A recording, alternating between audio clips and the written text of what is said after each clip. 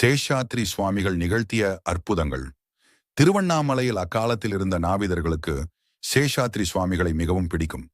அதற்கு காரணம் சேஷாத்ரி சுவாமிகள் நிகழ்த்திய அற்புதம்தான். திடீரென்று ஒரு நாவிதர் முன் போய் அமர்ந்து, எனக்கு மொட்டை போட்டு விடு என்று கேட்பார்.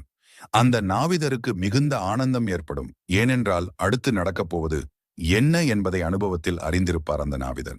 பய பக்தியோடு கத்தியை தீட்டி சுவாமிகளின் தலைமுடியை மழிப்பார்.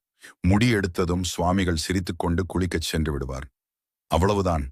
அன்று அந்த நாவிதருக்கு கை வலிக்கும் அளவு தொழில் நடக்கும். ஏராளமான பேர் அவரிடம் முகச்சவரம் செய்து கொள்ளவும் முடியிறக்கவும் என்று தேடி வருவார்கள். ஒரு மாதத்தில் நடக்காத தொழிலை ஒரே நாளில் நடத்தி சம்பாதித்து விடுவார் அவர். இந்த அனுபவத்தால் சில நாவிதர்கள் சுவாமிகளை பார்த்தால், தலைமுடி மழிக்கவா என ஆவலோடு கேட்பார்கள்.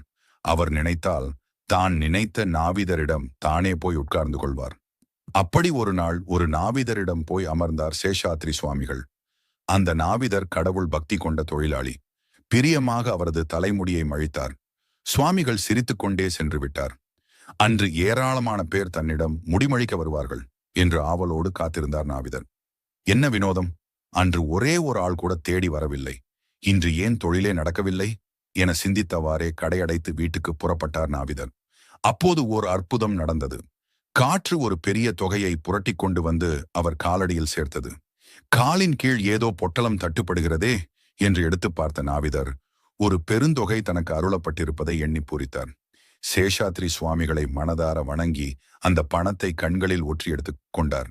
இப்படி பல அற்புதங்கள் நிகழ்த்திய சுவாமிகள் 1929 ஆண்டு மறைந்தார். அவரின் இறுதி ஊர்வலத்தில் பகவான் ரமணர் உட்பட பலர் கலந்து கொண்டனர்.